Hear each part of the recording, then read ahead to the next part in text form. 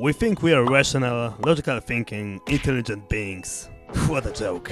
Yes, we are smart, but let's be honest. We all very often act like animals. We're rational creatures, but more than that, we're emotional creatures. And it's not our fault. It is our nature. We are logical thinking big brains among living beings, but more than that, we are still more like that Karen who wants to see the manager only to express her a bit too intense emotions. We all would love to be able to control our emotions, but guess what? The odds are against us. Our emotions and instinctual biases are way faster and more intense than our logic is. That's what science says. I am not an expert, so take my next words with a grain of salt. It's somewhat scientific but very simplified. Emotions are made in our limbic system, and our logic is mainly managed by our prefrontal cortex. Our limbic system in the brain is just way faster than our prefrontal cortex. When we experience something, either external or internal, like our unconscious, uncontrolled thoughts, our emotions take literally milliseconds to form, while our conscious, logical thinking may take up to a few full seconds to start working. I mean, I am not a scientist, and I don't want to hurt science by spreading bro science, so enough with that nerd talk. Philosophically speaking, no matter how mentally strong you are, your instant emotions will always have some small influence on you.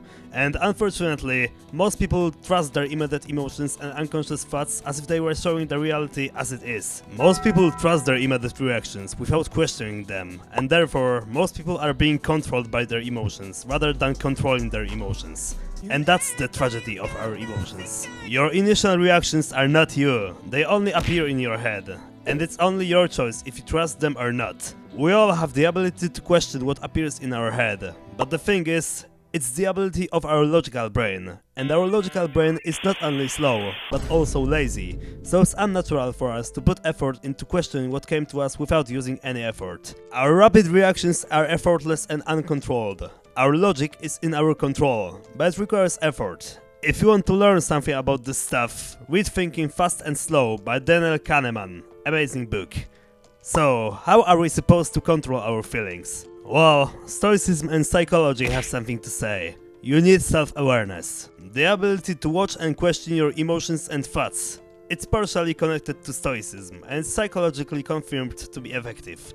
When you get an emotion, you need to as fast as possible acknowledge it and accept its existence. This way you turn on your logic. I've talked about it many times on my channel before. Similarly with your thoughts, when you get a random thought, don't just blindly follow it. It may trigger some of your emotions. You gotta detach from it. Don't trust this thought, because when you do, you're gonna react to it with negative emotions. And don't judge. Don't judge neither your thoughts nor your emotions. Or at least don't judge them emotionally. Judge with logic. When a thought comes to you, you can even ask yourself, is it good? Is it bad? It's based on self-awareness and our logical thinking, and so it requires you to go against your autopilot response and put some effort into thinking. Your immediate reactions can't be bad, because they are not under your control. And you know what Stoics say. If you can't control something, it's neither good nor bad. So as I said before, instead of judging emotionally, judge with logic by asking, is it good or is it bad? And if you logically see this thought as bad, just try to ignore it. It will go away. You just can't let it be associated with emotions. I've talked about it in the past. I'll give you the videos on the end screen of this one. Your initial reactions are only your image of reality, not actual reality. You can't control if they come to you, but whether you let them stay is mostly in your control. And so then they do in fact become good or bad, depending if they are virtuous or not. Let the virtuous ones stay in your head, but the unrighteous ones, just kick them away. Oh, and by the way, it is also under your control what you do with this video. If you enjoy it, slash that subscribe button into a million pieces. A like or a comment would also be nice. I appreciate it. Thanks. And of course, I'm neither a philosopher nor a scientist, nor any kind of an expert. I talk about these things, but if you know me, you know that I consider myself a highly emotional person. I read and talk about wise stuff, but I very often find myself doing the complete opposite. I still judge my thoughts and emotions, I still often let them take control over me. Sometimes I also forget about the concepts I talk about. This video reminded me of some stuff, so as very often, it is both an advice to you and to myself. We all have our weaknesses, but we can all grow. And you know what I'm gonna say next. My videos are for everyone, but here comes the part with my Christian viewpoint. If you're not a Christian, you can still watch it, and I encourage you to. But if you don't want to, you can skip to the next timestamp. For those who stay, yeah, self-control is amazing, but as everything, it also sometimes fails. Humans are extremely intelligent, but still, on our own, we can't do much. We need God. We need to trust Him. Sometimes you just can't control yourself, and oftentimes your own brain is acting like your worst enemy. In such situations, the best thing to do is to just believe. Don't trust your brain. It's gonna destroy you. Trust Jesus.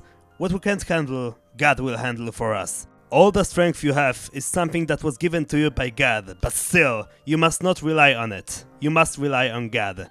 Just let go of yourself. Don't hold on to that pride. Don't think about yourself so often. Instead, think about God. The more you think about God, the more your faith grows. Truly, I tell you, if anyone says to this mountain, "Go, throw yourself into the sea," and does not doubt in their heart, but believes that what they say will happen, it will be done for them. Mark 11:23. Amen. And the last tip for everyone, here is a good metaphor.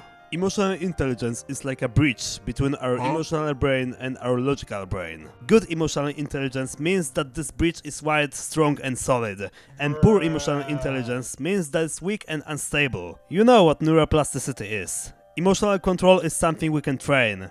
And as we train it, this metaphorical brain becomes stronger, and it's made by building new neural pathways in the right parts of the brain. So over time, staying indifferent to our initial emotions becomes easier and easier. I don't know if it's the same with our initial thoughts, but I can imagine that's true for both thoughts and emotions. Emotional control becomes easier over time, but from what I've read, long-term changes may take up years of practice. So, well, what can I say?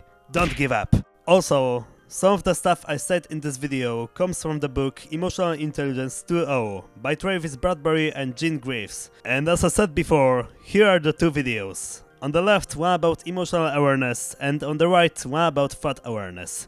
Both talk about similar things. Choose which one you like or watch both. Thanks for your time. Growth is our duty. Bye.